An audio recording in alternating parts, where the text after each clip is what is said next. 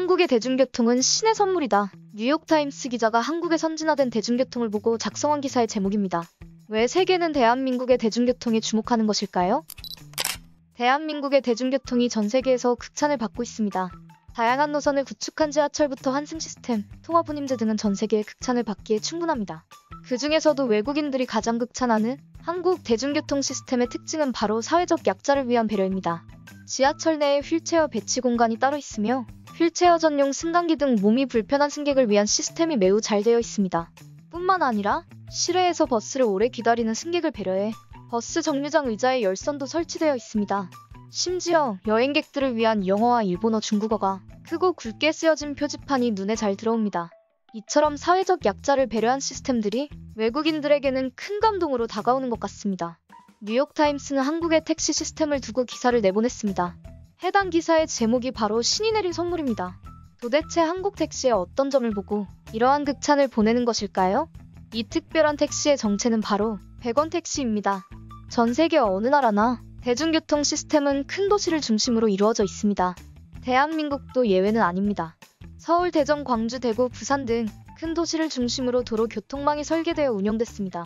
지역의 중심이 되는 이런 광역도시들은 지하철과 버스 시스템의 체계가 잘 구축되어 있으나 농업산촌 지역은 이런 도시에 비해 공공교통수단을 이용하는 것은 한계가 있을 수밖에 없습니다. 지하철이 없는 것은 당연하고 시내버스조차도 하루에 5대 이하로 운영하는 동네들이 넘쳐나는데요. 그러나 이마저도 점점 사라지고 있다고 합니다. 현재 한국뿐만 아니라 주요 선진국들의 고령화 사회는 피할 수 없는 문제입니다. 생산 가능한 젊은 인구들이 줄어들고 노년층이 늘어나고 있습니다. 게다가 도시는 젊은 층들의 유입이라도 있지만 농업산촌 지역은 빠져나가기만 하고 유입되는 인구가 없어 점점 인구가 줄어들고 있습니다. 그 때문에 시골은 인구가 감소함에 따라 버스 승객 수도 감소해 수익성이 없는 노선이 전부 취소되어 노인들의 발이 묶이는 사태가 발생했었는데요. 물론 이 같은 행정적 조치는 우리나라에서만 일어나는 게 아니라 인구가 감소하는 세계 전 지역에서 발생하고 있는 현상입니다. 하지만 이런 문제를 겪고 있는 나라 중에 유일하게 한국만이 문제를 해결했습니다. 그 방법은 바로 충남 서천군에서 처음으로 시행한 100원 희망택시입니다. 100원 희망택시는 콜택시를 부른 주민들은 100원만 부담하고 나머지는 군이 책임지는 방식으로 운영됩니다. 하지만 단순히 택시에 보조금을 지원해주는 방식이 아닌 농어촌 마을의 교통복지에 초점을 맞췄는데요. 22개의 마을 주민들을 대상으로 이동 패턴표를 만들어 이를 토대로 희망택시를 운영하고 있습니다. 이 정책은 매우 효과적이었습니다. 주민들의 동선을 파악하니 버스처럼 효율적으로 운영하면서도 버스를 구입하고 이를 위해 불필요한 넓은 도로를 건설하는 비용을 절약할 수 있어 경제적으로 운영할 수 있었습니다. 버스 정류장이 아닌 주민의 집 앞까지 운영되니 거동이 불편한 노인들에게도 안성맞춤이었죠. 서천군 주민들이 시장을 갈 때면 마을 앞 정류장까지 가방을 가지고 나가야 했지만 지금은 택시가 집 안까지 데려다줘 너무 편하다고 합니다. 젊은이들이 모두 도시로 빠져나가 다리를 다쳐 불편한 나 같은 노인을 도와줄 사람이 주변에 없었지만 이제 희망택시가 생겨 다행이다 라며 희망택시 제도에 대한 만족감을 표현했습니다. 서천군의 이런 성공적인 아이디어에 중앙정부도 곧바로 지원해 나서 다른 농업산촌 지역에도 이 제도가 도입될 수 있었는데요. 이와 같은 농촌 대중교통의 혁신 소식은 한국을 넘어 전 세계로 퍼졌습니다.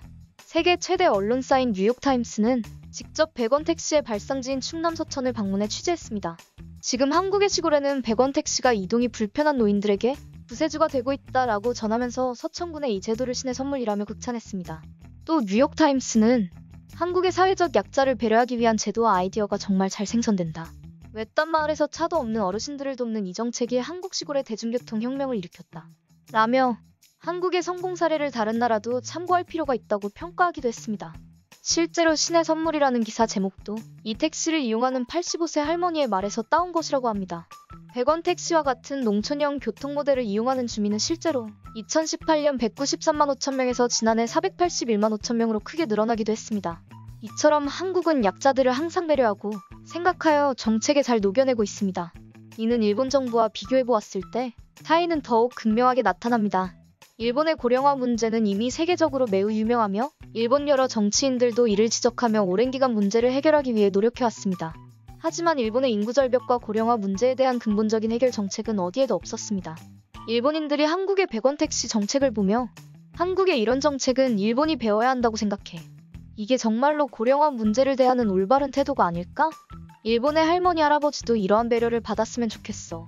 라며 부럽다는 반응을 보였습니다.